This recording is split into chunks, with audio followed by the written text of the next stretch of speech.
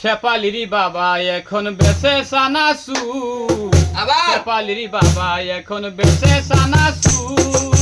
আদম ব্যবসা করতে গিয়া, আদম ব্যবসা করতে গিয়া হইয়াছে ফতুর। শেফালির বাবা এখন বেঁচে সানাসুর, শেফালির বাবা এখন বেঁচে সানাসুর। আদম ব্যবসা করতে গিয়া, আদম ব্যবসা করতে গিয়া হইয়াছে ফতুর। শেফালির বাবা এখন বেঁচে সানাসুর।